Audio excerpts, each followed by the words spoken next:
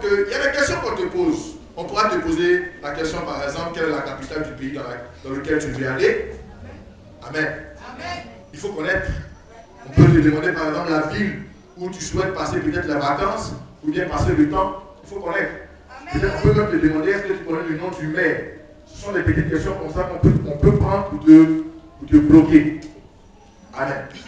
Donc vous allez comprendre que dans le pays où tu veux aller, ce sont des lois et des principes qui régissent ces choses.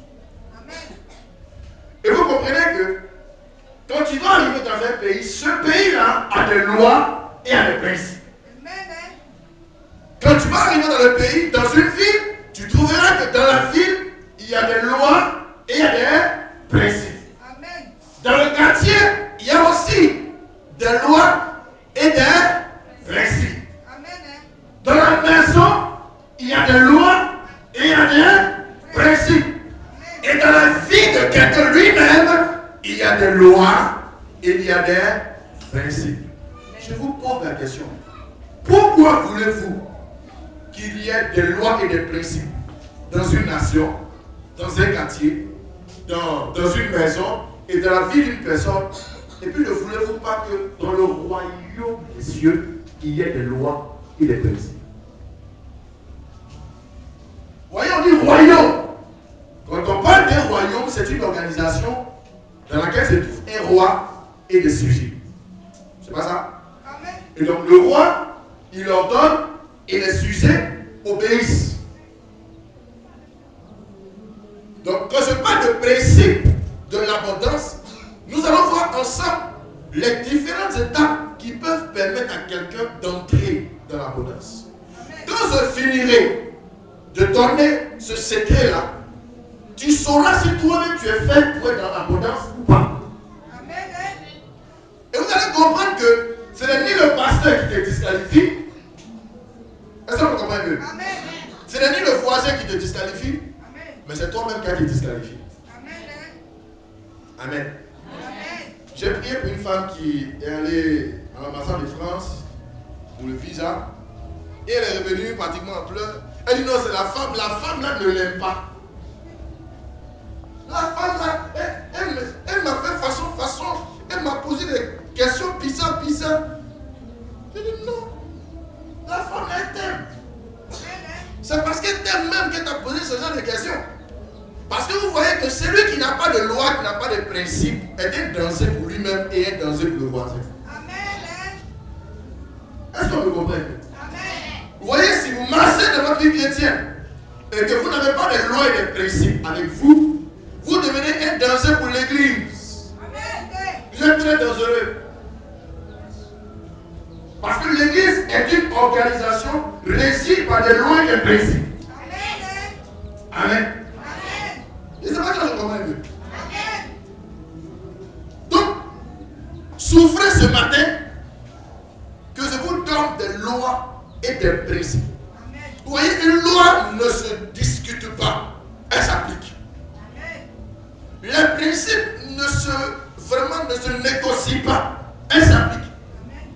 Nous avons tendance parfois à vouloir négocier les lois du Seigneur pour arriver à certaines choses. Non. Avec le Seigneur Jésus, ce n'est pas une affaire de Dieu. Tu ne peux pas faire ça rapidement pour moi, être juste 2 minutes. Ce n'est pas ça. Amen. Et il y a beaucoup de personnes qui pensent que c'est le pasteur qui aime disqualifier les gens. Ah, le pasteur là, tous les jours, il est en train de me condamner, le pasteur ne me prend pas bien. Non. Est-ce que tu es prénable bien? C'est pas bon français, hein? Mais c'est pour vous mettre à craindre de bien comprendre. Amen. Nous allons voir ensemble comment arriver à avoir la multiplication autour de nous. Je vais vous donner un secret. Que si tu le mets en application, je vous donne simplement que 2 ans. 2 ans. Pour que vous atteigniez facilement 10 églises. Quelqu'un n'a pas dit amen.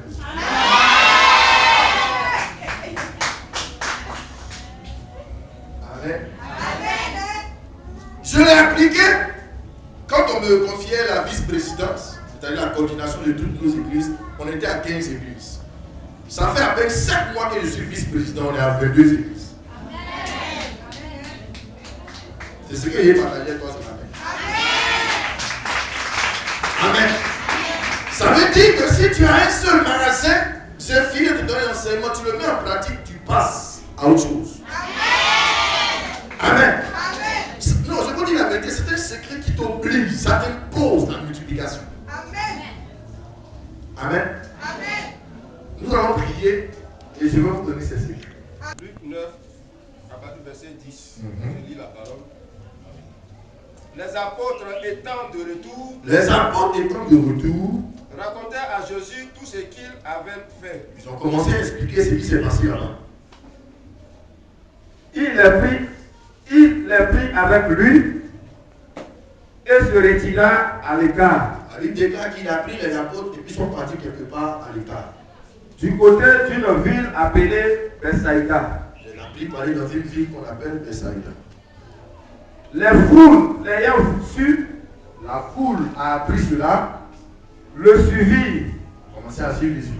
Jésus les accueillit et il leur parlait du royaume de Dieu. Donc Jésus a commencé à les recevoir et puis à leur parler du royaume de Dieu.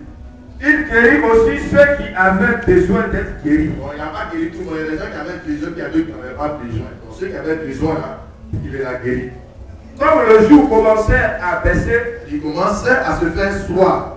les 12 s'approchèrent Les apôtres ont approché le Seigneur et lui dirent, ils ont dit à Jésus, renvoie la foule, faut-il aussi de partir à la maison afin qu'elle aille dans le village et dans les campagnes des environs, pour se loger et pour trouver des vivres. Ils n'ont qu'à aller à la maison, ils vont chercher à manger, se reposer. Car nous sommes ici dans un lieu désert. Là où on est, là où c'est désert. Jésus leur répondit, Jésus répond à cette personne, donnez-leur vous-même à manger. vous-même les apôtres, nourrissez-les, ça fait quoi? Mais ils répondirent, Il dit, ah Seigneur, nous n'avons que 5 pains et 2 poissons. nous, ce que nous on a là maintenant, nous ne rassasions pas, non les 12, 5 pains et puis 2 poissons, simplement nous rassasions, donc on ne parle de rien. Avant que nous allions nous-mêmes acheter des vivres pour tout ce peuple. Maintenant, si tu veux, on va aller acheter au marché là-bas la nourriture pour les donner. Or, il y avait environ 5000 hommes. Frère, on dit or.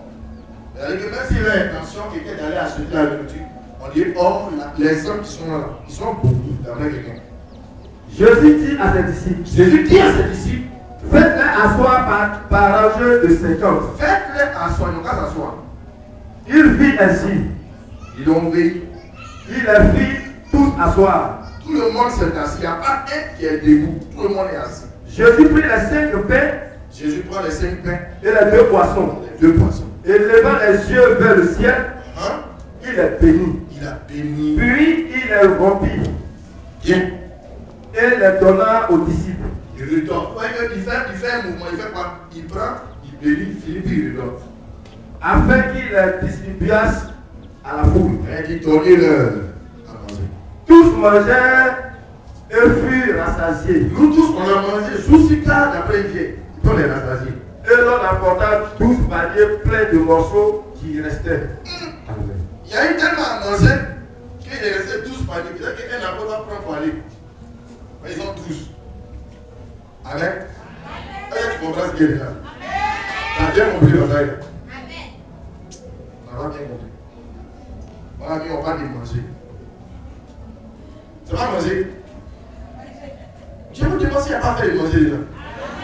Aïe. Les gens ils avaient fait, ils n'ont pas dit. Parce qu'on a donné, ils n'ont pas mangé. Ils ont mangé. Vous savez, il y a trois grandes étapes dans une église. Et nous allons voir aujourd'hui ces 3 étapes-là. Nous allons comprendre quelque chose. Il y a 3 grandes étapes dans une église. La première étape se trouve à partir du verset 7. Bon, que je vois.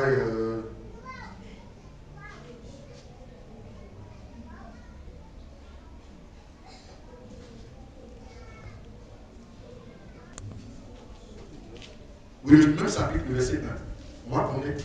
Verset 1. Jésus ayant assemblé les 12, Jésus ayant assemblé les 12, leur donna force et pouvoir sur tous les démons. il leur a donné 2 choses. Il dit, je vous donne la force et je vous donne le pouvoir. Avec la puissance de guérir les malades. Avec la puissance de guérir les malades. Amen.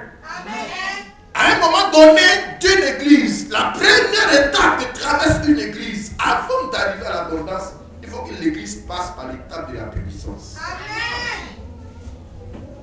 Est-ce que vous me comprenez? La Bible dit, quand on prend notre passage, à partir du verset 10, que les apôtres qui ont été envoyés par Jésus sont revenus de leur mission. Leur mission, c'était quoi? C'était d'aller annoncer le royaume des cieux, pas seulement avec la parole, parce qu'ils n'étaient pas assis dans la parole, mais par la puissance de Dieu. Donc, ils sont allés, puissance, puissance, puissance, puissance, puissance, puissance, puissance, puissance, puissance. Partout où ils allaient, c'était puissance, puissance et onction. C'était la première mission. Alléluia. Mais la Bible dit quand ils sont revenus, et quand ils sont revenus, ils ont fait leur rapport. Ils disent, c'est le temps qu'on est parti là. Il n'y a pas un démon qui pouvait s'arrêter en face de nous. Alléluia. Mais il se trouve que généralement, c'est là où se trouvent beaucoup d'églises. Beaucoup de nos églises aujourd'hui n'arrivent pas à dépasser cette étape, qui est la première étape. Plusieurs de nos églises aujourd'hui sont dans la phase de puissance, puissance, puissance, puissance, et ne peuvent plus évoluer. Bien aimé, quand on a fini de satier le démon, il y a une deuxième étape qui nous attend. C'est pourquoi j'aime beaucoup le passage du Seigneur dans Jérémie.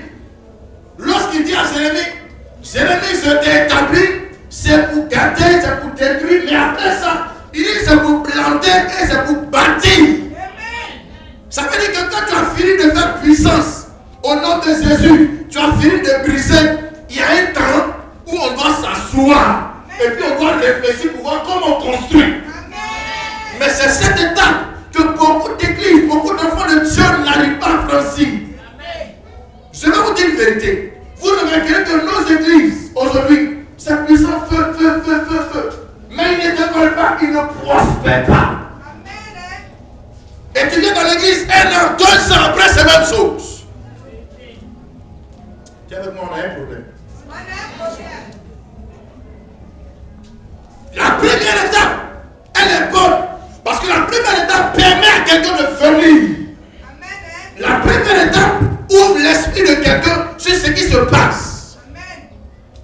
Je ne sais pas si vous comprenez. Qu'est-ce qui se passe à la première étape? Qu'est-ce qui se passe? Dans la première étape, tout le monde est versé. Amen. Moi, mais j'ai passé par là. Amen. Je retourne un peu en arrière, peut-être 10 ans en arrière. J'avais un seul verset, mais que j'adorais. C'est vrai que je prêchais, mais il y a un verset que j'adorais. Oh, le royaume des cieux ne consiste pas seulement en parole, mais en démonstration d'esprit et de puissance.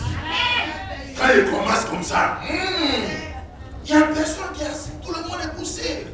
Toi-même, pasteur qui m'a invité, tu es poussé, je libère tout le monde. Mais quand tu finis de faire ça, tu n'as pas 2000 francs pour manger à la maison.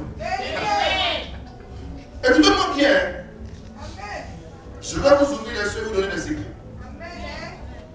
Bien aimé, tu vois que quand tu es tombé, retombé, tombant, en tombant, bon, moi j'appelle ça généralement le ministère tombatal. Quand tu as fini de tomber, rouler, quand tu t'es levé, que ta vie n'a pas changé, l'église ne peut pas changer aussi. Parce que l'aspect, la grandeur, l'efficacité de l'église évolue selon toi d'abord. Sinon tout de suite, on dit Alice. On commençait tout à l'heure là. Mais quand on a fini de faire ça, est-ce que quand le démon se retrouve, il y a eu quelque chose qui a changé? C'est la vraie question. La puissance que Dieu nous donne a pour objectif de faire connaître quelque chose. C'est pour attirer. Donc vous voyez que lorsque les disciples reviennent, qu'ils finissent leur rapport, il a dit, nous allons passer maintenant à la deuxième étape. ont entendu parler de moi maintenant, ils me connaissent déjà au travers de vous.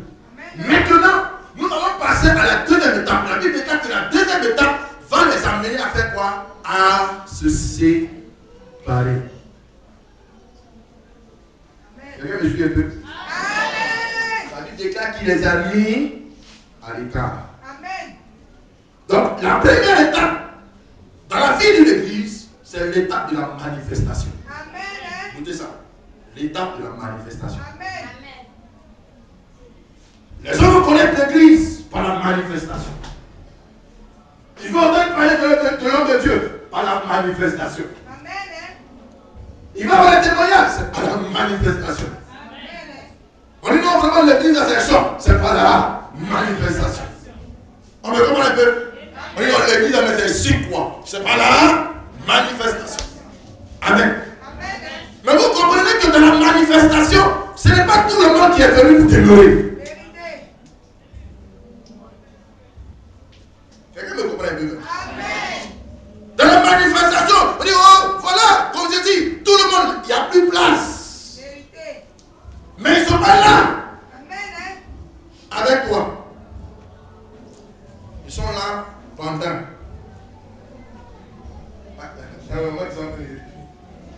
Amen. Donc dans la manifestation, il y a deux choses. Il y a l'onction et il y a la délivrance. L'onction, délivrance. Ça, c'est la première étape. Bien aimé, on va passer à une autre étape. Dis à quelqu'un, passons à une autre étape. Faut dire fort. La Bible dit, et je lis, les apôtres étant de retour racontèrent à Jésus tout ce qu'ils avaient fait. Est-ce que vous avez vu Jésus rentrer en train? Oh mais non, mais c'était puissant. La Bible déclare qu'il a fait comme s'il n'avait pas entendu. Parce que ce n'est pas la chose importante. Je ne dis pas que ce n'est pas bon d'avoir l'onction de l'église. Non. Je dis que ce n'est pas la finalité. C'est maintenant que ça commence. Bien aimé, tu vois, quand ton enfant naît, bébé joli bébé, mais il y a l'école qui va venir bientôt. Quand l'école arrive, tu es facile. Donc commence bien par préparer à faire l'école. Tu vois, non? Le 17, c'est-à-dire que c'est des mères. Bébé joli bébé. Mais quand il va bébé joli, le père de la maison, lui, son cœur est en train de battre. Il dit, mais comment il est? Donc, quand tu as envie de rien, lui, il est passé. Tu dis, mais il y a quoi? Il y a notre bébé joli. Tu dis, on va partir à l'école, tu vois, là, c'est pour ça. On va comprendre. Pour Jésus, lui, il y a autre chose qu'il a en tête. Nous voyons des chrétiens aujourd'hui qui veulent rester toujours des bébés spirituels. Ils ne veulent pas évoluer. Quand tu dis non, sois un fils spirituel. Non, papa, moi je vais rester bébé. On a beaucoup. Donc vous voyez que dans la manifestation, ce ne sont que les bébés qui aiment ça. Bébé. Un enfant, un bébé. Mon ami, ma soeur, mon frère. Quand il est tombé ici, est-ce que ça le regarde quelque chose? Non. Il s'en fout. Il se lève encore, moi ça courit. Tu dis ne cours pas. Il court. Il tombe ici, il tombe là, il tombe ici, il tombe là, il tombe ici, il tombe là. Vous n'avez pas remarqué, il y a les chrétiens. On dit bonjour ma soeur, elle tombe. Bonsoir mon frère, il tombe. Bonjour monsieur, il tombe. Il tombe. Il va tomber. C'est bien. Mais bien aimé, vous avez remarqué qu'un fils ne tombe pas comme ça. C'est là la différence entre un enfant et un fils. Un fils, on peut lui confier des secrets. Quand un père doit mourir dans une famille, il n'appelle pas un enfant, il appelle son fils. On est venu pour nous, peuple de Dieu, d'avoir des fils dans la maison de Dieu, pas des enfants. Quand il dit bon, on va arrêter de jouer. Moi, il veut qu'on continue, on va jouer. Donc il veut toujours s'amuser. Tu comprendras que lorsque tu voudras faire du sérieux dans ta vie spirituelle et que tu voudras évoluer, il y a des gens qui vont s'écarter de toi. Parce que dans leur objectif, c'est joué. Aujourd'hui, c'est pour dondon, pour dondon. Demain, c'est Catherine et Marie. Il va toujours s'amuser. Mais quand tu lui dis, frère, on a qu'à évoluer, il dit non. C'est toi qui veux évoluer, on est resté derrière. Ma prière pour toi, je veux dire à quelqu'un que je sais que Dieu te permettra, tu évolueras. Ce qui va te permettre de toi, il se saura. Lorsqu'il est dit, il arrive un moment où elle doit se séparer. Le panier est là. Alléluia. Quelqu'un comprend? Quand on va aller loin, on se sépare. J'ai vu dit, bon, c'est vrai, on a fait beaucoup d'étapages, on a dit, mais maintenant, on va se mettre à aller. Alors, elle ne pas écrit. On a dit quoi? Là, c'est faut suivre avec moi. Il est pris avec lui et se retira à l'écart. Amen. D'une ville appelée Bethsaïda. Donc, il est plein. Et puis, il dit, allons-y. Il n'a pas dit non. Attends, ça s'est bien passé, non? Allons-y là-bas. Il dit non, laissez cette étape-là. Allons-y à quelque chose d'autre. Allons-y avoir une autre expérience. Mais vous voyez aujourd'hui, ceux qui veulent évoluer ne sont pas alliés de ceux qui ne veulent pas évoluer. Quand l'église que vous êtes, je le crois, je vous ai dit que Dieu a de bons projets pour vous. Non? Quand le pasteur, le père de la vision, va dire, bon, à partir d'aujourd'hui, nous allons partir à ce niveau-là. C'est là qu'ils vont dire, non, le pasteur là, vraiment, il est trop rapide. Il dit, ah, mais la soeur, on est ensemble. Elle dit, non, moi j'étais ensemble dans la première étape. La deuxième étape là, où on se met à l'écart, on ne se fait pas voir, là, je n'aime pas ça. Parce qu'il y a des gens qui aiment se faire voir. Est-ce que vous comprenez? On est une étape, il faut que tu t'effaces. Mais le fait de t'effacer t'amène dans un travail interne. Il dit, allons-y. Et suivez avec moi. Dans la deuxième étape, j'ai appelé cela l'étape de la croissance ou de la maturité. Amen. Il dit quoi? La foule l'ayant su. Donc, les gens sont déjà au courant, puisqu'il y a des gens qui ont déjà fait leur travail. On me comprend? Après cela, il y a quoi la 6? La foule l'ayant su, le suivit. Oui. Jésus les accueillit. Et il leur parlait du royaume de Dieu. Est-ce que vous comprenez? Vous n'avez pas encore commencé, les gens vont venir. Ils vont venir. Quand tu ne leur parles pas de ce qui suit, et quand tu ne passes pas à la prochaine étape, qu'est-ce qui se passe? Qu'est-ce qui se passe? Quelqu'un peut dire ce qui se passe? Oui. Non, l'église ne vit pas. Tu ne te passes pas la première étape. Qu'est-ce qui se passe? Les gens ne vont pas, maman. Mais les gens aiment le one-man show. Oh, vraiment, Dieu te bénit, c'est le mot. Ils sont ensemble, mais le pasteur n'évolue pas, le peuple n'évolue pas, l'église n'évolue pas, nous tous on n'évolue pas. Et puis ils sont dedans, ils se plaisent dans leur nature, dans leur manière de voir, comme si le Seigneur les a appelés à être des hommes de dignité. Quelqu'un comprend ce qu'il dit? Est-ce que quelqu'un comprend ce qu'il dit? La Bible dit, les uns étaient déjà au courant. Ils étaient déjà au courant. Quand ils se sont rapprochés de lui, il a commencé à leur... Avec quoi? À leur donner la parole. Un homme devient mature que par une connaissance. Si tu n'as pas de connaissance, tu es ignorant.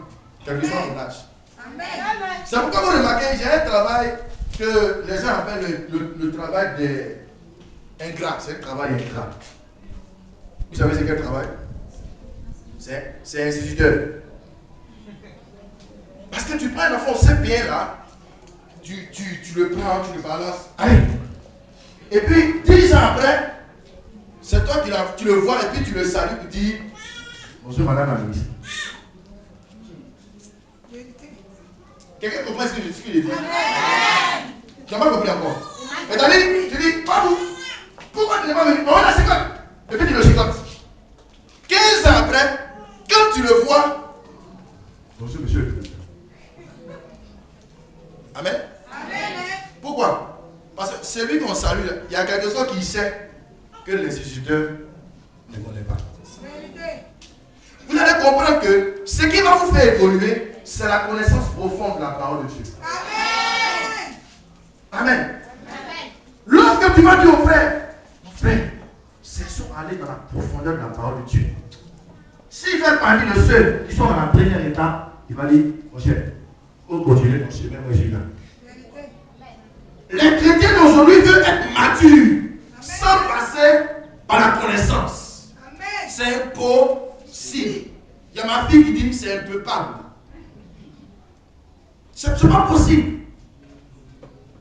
La connaissance rend supérieur. Amen. Oh bien aimé, la connaissance rend supérieur. Si je sais quelque chose que tu ne connais pas, vous comprenez un peu? Oui. Amen. Tu prends un papa, il a peut-être 30 ans de service, il a encore 16 ans. Et puis tu vois un petit enfant là, il sort et puis il tape devant l'enfant comme ça. Tu dis, ah, qu'est-ce qui s'est passé?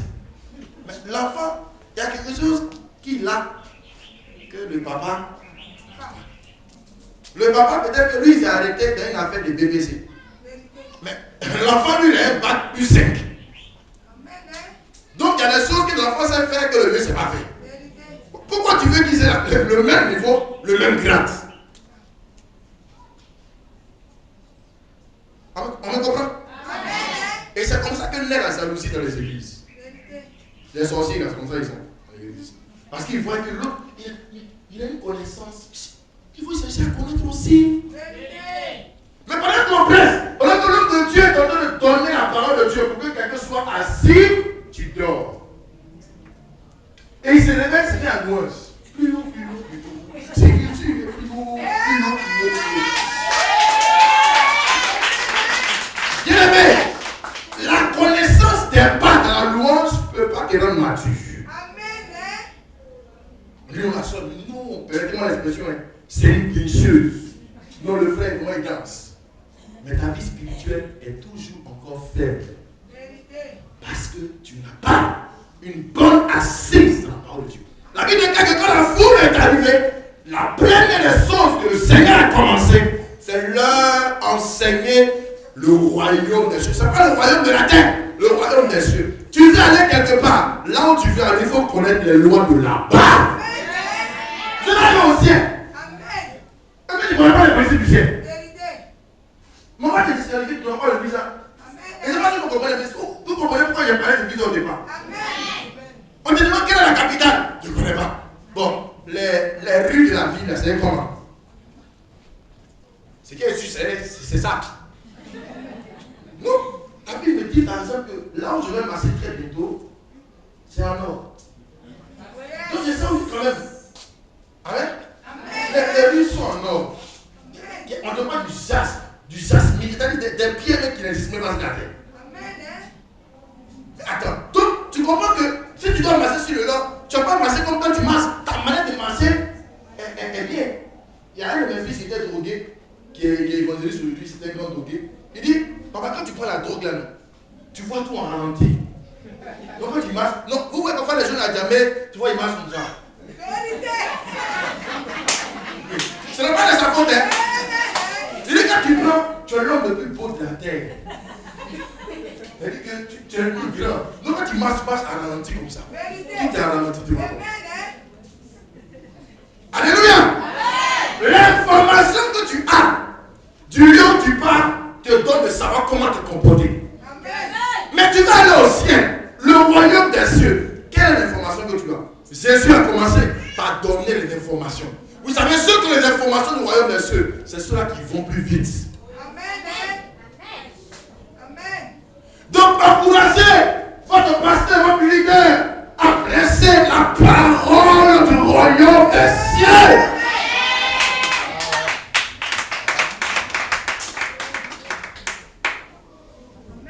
Je vais vous dire quelque chose qui va vous choquer. Excusez-moi, ça vous choque. Je n'aime pas marcher avec les ignorants. Il me fait peur. Parce que je ne connais pas quels sont les mouvements qu'il peut avoir avec la vie de moi. Quelqu'un qui ne sait pas que quand tu es suffisant, ça te fait mal. Il va te livrer. Tu n'as pas vu ça chez les enfants. Tu sais, vraiment. Il t'a pas ciblé. Tu dis, aïe! Mais tu dis quoi? C'est un enfant. Quand tu as crié comme ça, là, c'est bon, hein? Il n'a rien seul. Il y a des gens comme ça. Donc je me méfie d'eux. Au risque de voir ma vie spirituelle prendre un coup. Parce qu'ils vont te créer des problèmes. Ouais, il y a deux types de chrétiens qu'il faut éviter. Il y a ceux qu'on appelle les lords et il y a ceux qu'on appelle les Jonas. Les lords sont ceux que nous-mêmes nous prenons avec nous et nous engageons dans la vision du Seigneur. Et puis il y a ceux qu'on rencontre dans la vision du Seigneur. Ma prière pour toi, c'est qu'aujourd'hui le Seigneur te donne de te débarrasser de tous ceux qui sont les lords de la vision de Dieu. Et Dieu te donne de ne pas rencontrer les Jonas. Quand tu rencontres Jonas, ta vie est embrasée dans le bateau. Aïe. La Bible dit les 5 voyages, matin, midi, soir. Ils n'ont jamais eu pour un accident. Jamais eu de problème. Leur vision évolue tranquillement. Le jour, ils ont rencontré le monsieur. Oh! Tu es avec moi? Oh! Amen. Quand je prie, je dis Seigneur, où je m'en vais là? Pas y avoir Jonas. Quand il vient comme ça, je me casse. Amen. Parce que si tu le rencontres, tu vas perdre tes pieds. C'est ce que la Bible dit. Il est rentré dans le bateau. Voilà le problème. Les gens ont commencé à faire quoi? Ceux qu'ils ont payé, ils ont commencé à le céder. Ah! Il y a des gens quand tu les contactes, et quand tu les contactes, ta vie devient, oh, excusez-moi ce que je vais dire, mais ça devient un peu, ils en font toujours. Il y a des situations qui sont arrivées dans ta vie, tu ne savais pas pourquoi que les choses ont été déplacées. Assieds-toi, tu verras qu'il y a une rencontre bizarre que tu as faite. Il faut prier le Seigneur pour qu'à partir d'aujourd'hui, il commence par sélectionner tes rencontres. En tout cas, je suis compliqué. Parce que je dis, aujourd'hui, je marche avec toi, et puis demain matin, et après le c'est bon. Tu ne vas pas me frapper. Amen. C'est moi qui ai décidé de faire de toi mon ami. C'est moi qui ai le but. Mais vous savez, le chrétien est trop sentimental. On vous remarquerez que si tu es sentimental, tu ne pourras pas être dans le deuxième niveau. Parce que le deuxième niveau, le premier mot qui arrive, c'est la distinction. Pour que tu puisses être mature, tu dois d'abord te distinguer. Si on te fait distinguer, par quoi? Par ta manière d'être, ta vie de prière, ta vie de méditation, ta vie de jeûne, ta vie de sanctification, ta vie de consécration. On vous remarquez que dans nos églises, sont les mots qui sont en train de disparaître. Maintenant, je vais être mature. Dis mon frère, tu passes combien de temps dans la prière? Il dit, et moi? Non. Il faut demander hier même. J'ai prié jusqu'à 3 minutes. Hein? Amen. Remarquez que je ne dis pas ça pour blâmer quelqu'un, mais je vous ouvre vos yeux. Parce que je crois que Dieu vous a donné un bon père. Il y a des hommes de Dieu, ils partent tous en temps dehors. Ils ne se promènent pas, il est tous les jours, tous les temps les dehors. Tu as quel temps pour te consacrer? Tu as combien de temps pour passer? Et tu passes combien de temps dans la méditation, dans la présence de Dieu? Et puis ils veulent être des bons prédicateurs. Il se prend, matin il dit, il va tout le police et faire le. Non, le Seigneur dit, on a qu'à faire son œuvre. Il va ici, il vient là, il me dit, mais bien aimé, tu continues comme ça 5 ans. C'est lui qui se sera consacré, qui aura pris la peine de chercher la face de Dieu 5 ans. Quand on va vous mettre vous deux à un certain niveau, tu vas comprendre que le monsieur avait jupon. Et puis tu seras fâché. Pourquoi? C'est le jeune qui est venu hier, c'est lui qui est. C'est comme ça, ça dépend de ce qu'il connaît. Amen. Est-ce que vous comprenez? Est-ce que vous me comprenez? Regarde ton mari, voisin. On va devenir mature. Quand le pasteur va dire, bon, dès demain, il y a un programme prière à partir de 18h, il faut que l'église soit là. Tu vas voir ceux qui sont matures et ceux qui sont pas matures. Moi, tu as mature aussi, non? Bon, si tu vas installer le pasteur. Non, moi, je suis trop fatigué. Mon travail là, je suis trop fatigué. Tu dis au pasteur, peut-être demain il est parti. Quand demain il dit, hier tu étais là-bas, c'était comment? On dit non, vraiment le pasteur, il a enseigné. Bon, regarde quand dimanche, quand il y a le moment, il y a ce sur la visée là. Que Dieu te délivre ce matin. Que Dieu te délivre ce matin. Que Dieu te délivre ce matin. Viens mettre un peu pour ça. Les chrétiens d'aujourd'hui ne veulent plus qu'il lui soit. Parce que ça correspond aux œuvres d'un film là. Pour moi, il savait ce qu'il a au-dessus. Je peux m'arriver, il y a des logiques, ça va me pas. Amen. Amen. Il y a la distinction. Il faut que le cœur de l'homme de Dieu, quand tu regardes le peuple, il y a une personne là, par sa manière d'être, sa manière de travailler, son engagement, il dit non, vraiment, ma fille là, tu sais que c'est moi. Je vous pose la question, est-ce que Jésus est parti à l'écart avec tout le monde? Non. Pourquoi? Qui veut me dire pourquoi? Il est parti à qui? C'est avec ses zéro. Il n'est pas parti à ses disciples. Il est parti avec les apôtres.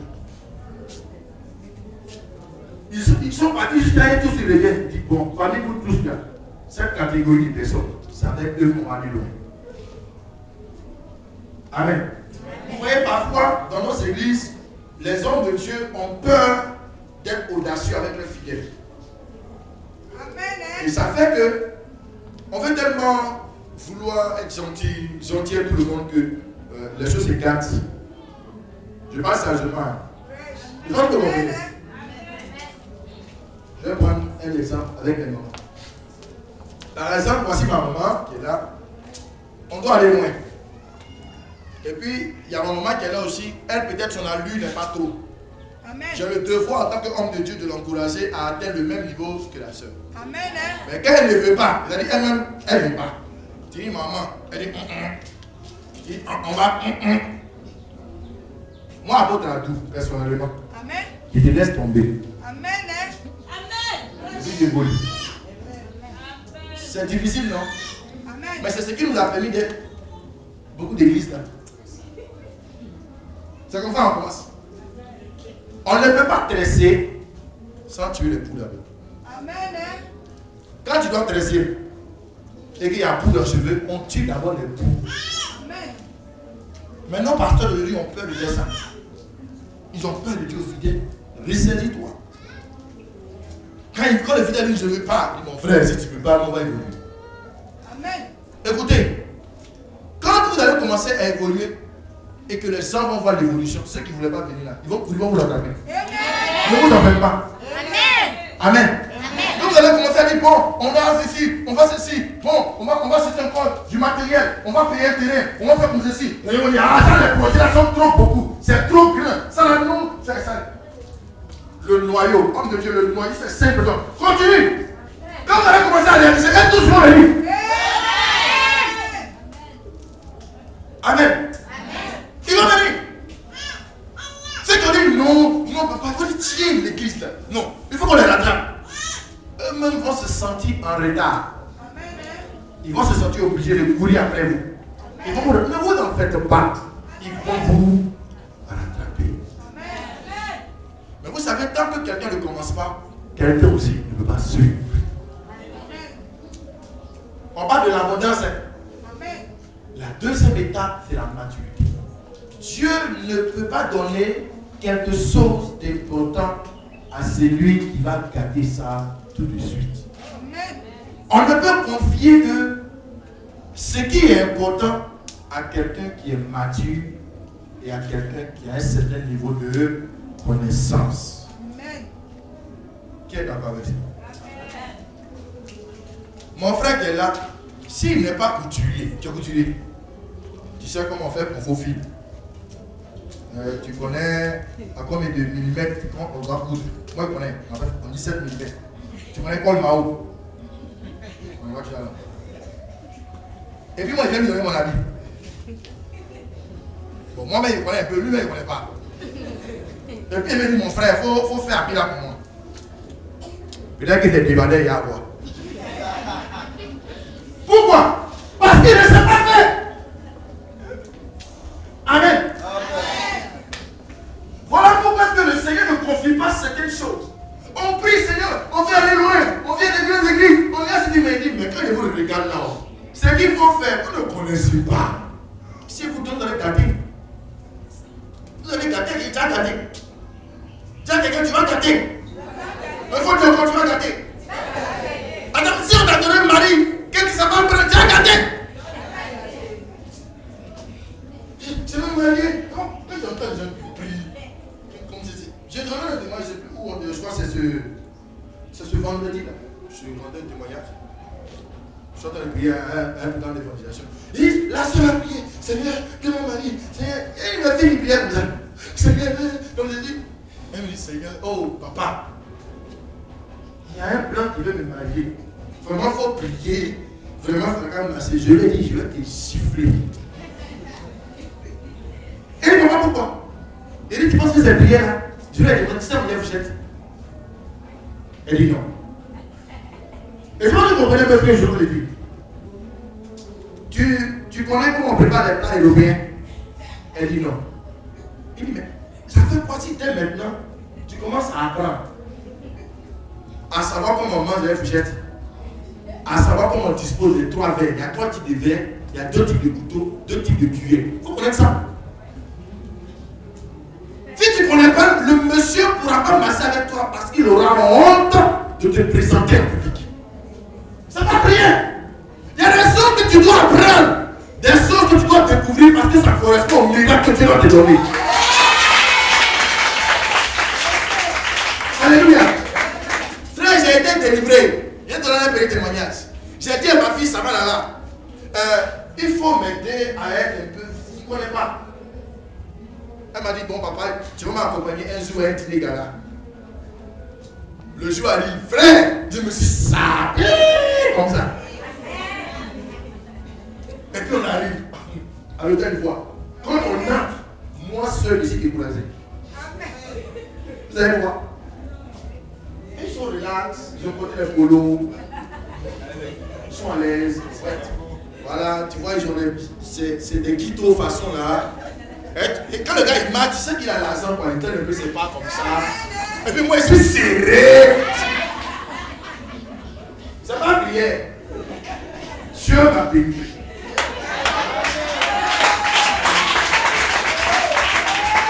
Attends, tu viens à la grandeur, tu ne sais pas comment on marche sur la grandeur, tu ne sais pas comment on vit, tu ne connais pas la méthode. Tu vas te donner la grandeur, pourquoi? C'est pour garder son nom. Je voulais enlever ma veste. La deuxième fois, c'est un programme des hommes d'affaires du plein niveau aussi. Comme j'avais déjà une première expérience, je me suis habillé très relax, très chic. Tu portes des tenues, c'est très simple. Mais quand on regarde la marque, on sait que c'est important. Donc tu t'arranges pour porter, même si ce n'est pas original, tu portes du Lacoste. Amen. J'ai porté un guide, ici on a dit Dolce Gabbana. Et je me comprends un peu. Et puis je suis allé, mais je l'ai trouvé comme avec il était relax. Pendant que l'homme de Dieu presse, tu as les pieds croisés comme ça, tu as, puis tu manges un peu, tu le regardes. Dieu. Non, il faut que si on trempe. Oh Seigneur, dis, attends, toi tu trempes trop. Il y a des lieux où on ne trempe pas, après on ne peut pas tremper là-bas. Alléluia! Et on pense que c'est prière, qui le fait. Je vous donne ces secrets pour que vous compreniez. Tu as jeûné. Le jeûne est bon et très bon.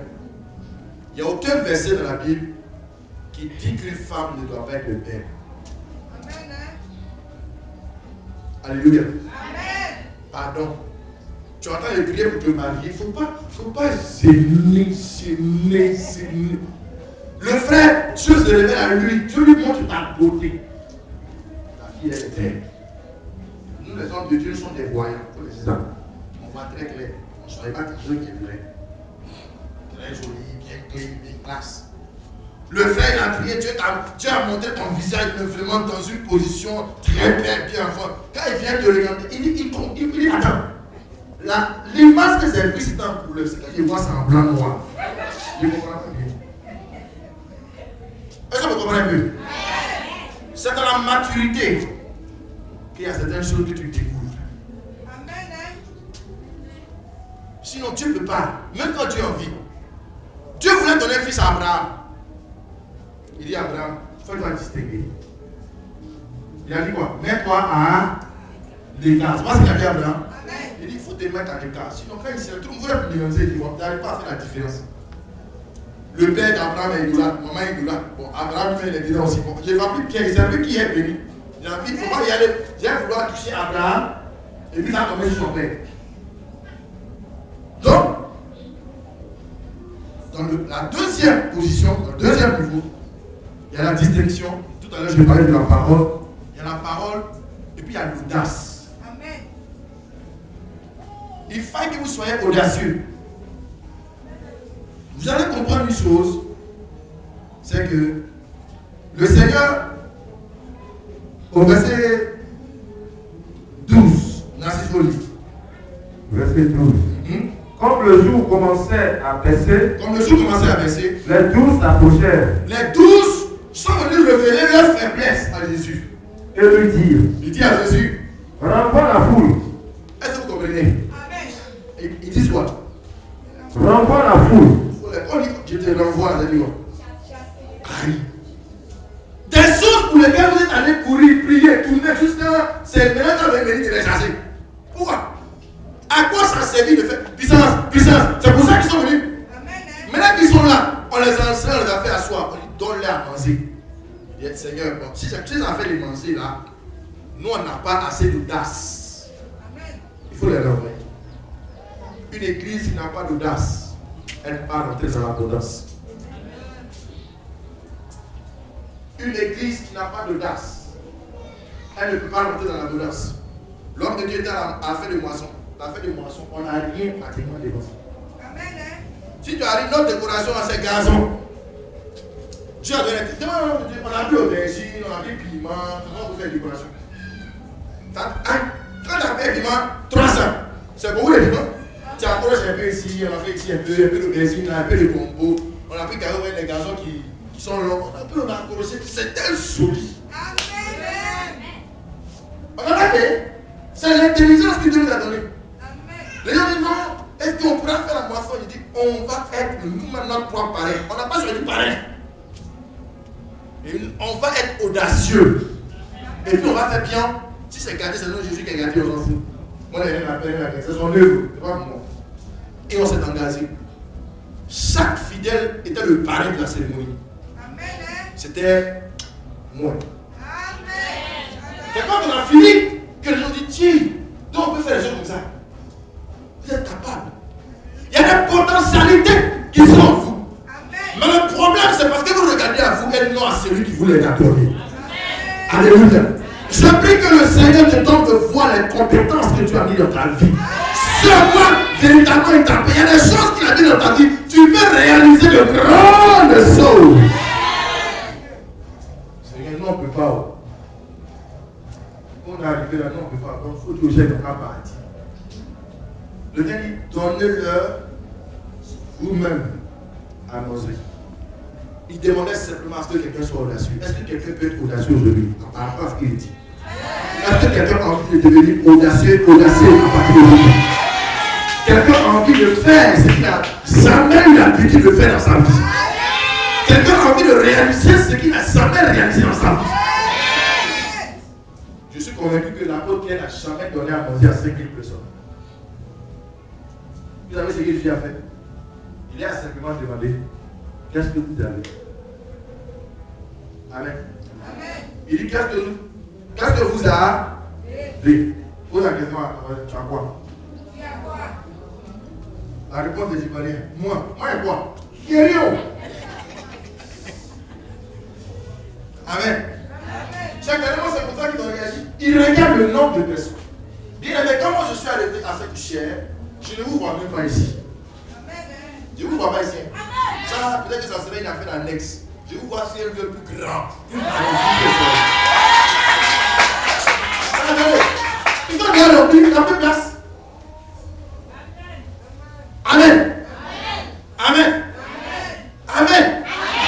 Maintenant, ça dépend de la manière dont toi-même tu te vois. Peut-être que la place où tu te trouves là, tu trouves que non, la place là, elle est confortable. Je vais vous parler de Jérôme, qui est en Italie aujourd'hui. C'est un de mes amis promotionnels. Mes amis depuis 91, on rencontre ça, après les conçus. Et l'église qu'il a, il a une église de 50 fidèles. Et quand tu quittes là-bas aussi, le frère aussi, là, c'est pas avec. Il a 50 fidèles dans son temple. Au plateau d'Oku, il y a ascenseur. Ils n'ont pas compris. Il a 50 fidèles dans son église. Là. Il y a ascenseur. Tu n'as pas compris. Ils ne sont pas beaucoup. Mais dans l'église, quand tu vois l'église, la manière dont c'est, la manière dont c'est courant, il y a ascenseur. Il faut imaginer maintenant le reste. Ascenseur. Et dans les cas qui finit le blessé, il va dans l'ascenseur et puis il monte au deuxième niveau pour aller dans son bureau.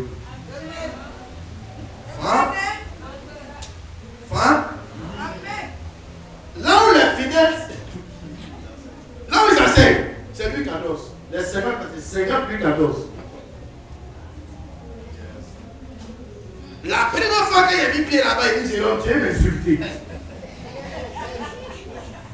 Tu veux m'insulter. Il a posé à dire. Il tu veux m'insulter. Attends, il a fait quoi? Il y a quoi? Je dois presser là. Tu veux m'insulter d'abord avant que je presse. C'est mon temps. Comment tu as mis Louis XIV? Hey! Tiens, ça va me c'est ça la chair. Elle va là-bas. Tu sais que les fidèles s'asseyent là. Mais dans l'église, c'est propriétaire des bateaux, femmes d'affaires. Les fidèles, c'est comme ça. Amen. Propriétaire des bateaux. C'est-à-dire que les femmes ont bateau, les hommes ont bateau, sont les gens